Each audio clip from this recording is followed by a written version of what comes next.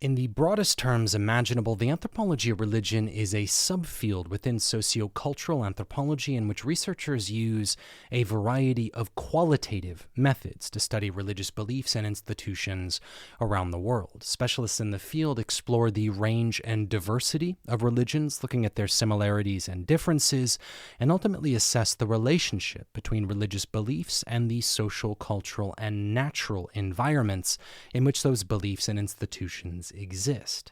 What's unique about the anthropology of religion and what separates it from other academic approaches to religion is that anthropologists are not interested in the objective truth or falsehood of religious belief systems. It's not that we don't care, but that our goal as anthropologists is never to prove or disprove other people's beliefs. Instead, anthropologists focus on how religious beliefs shape our perception of reality, on how religions are influenced and changed by historical and material forces, and in particular on understanding the role that ritual and belief play in the day-to-day lives of people living in different religious environments.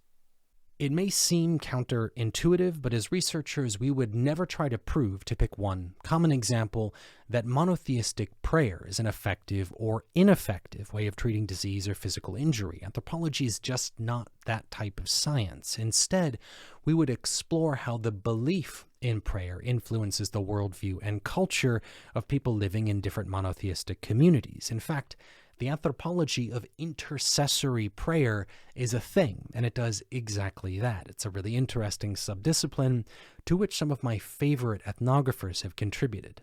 Now, this anthropological approach to religion did not emerge in a vacuum. It's a product of over a century of research and writing, and one of the main theoretical problems that we've had to tackle is actually how to define religion itself. And you may be surprised to hear that anthropologists still do not have a single widely agreed upon definition of religion that can be applied universally to every culture around the world. There's a lot that's been written on definitions, some of which I'll mention in the video description. Suffice it to say that today, specialists in the anthropology of religion focus on the insider's perception of belief and ritual, and are much more interested in whether or not their subjects view themselves as religious than in attempting to apply an outsider's academic definition of religion to the cultures that they study. But what does the anthropology of religion look like in practice today? Let's take a really quick look at one recent, very good example. When God Talks Back, Understanding the American Evangelical Relationship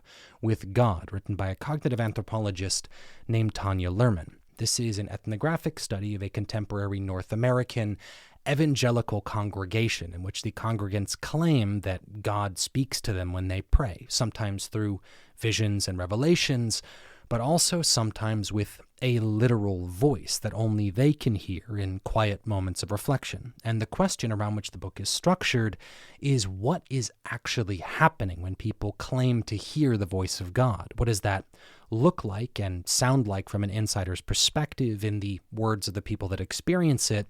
And how can we, as outsiders, make sense of those experiences using a psychological and social scientific perspective? And the author does, in my opinion, a very good job of balancing those two worldviews of the scientific and evangelical Christian, allowing the reader to understand and emphasize with both. And that's one of the goals of a good ethnography. Now, the field has generated an enormous body of literature that covers nearly every religious or quasi-religious tradition in the world, much more than I could conceivably cover in a short video. But if you are interested in studying the anthropology of religion, what I'll do is list a few fantastic university programs below in the video description, along with some recommended introductory readings. And if you'd like a full reading list with a discussion of major authors and texts, you can come on over to our Patreon, where we post reading lists, scripts, study guides, and other content. And if you like what we're doing on the channel, you can consider supporting us to become one of these great patrons of independent social science education. Thank you all very much for your support. You're amazing. Thanks for watching. And whoever you are, whatever you do, I hope you never stop learning.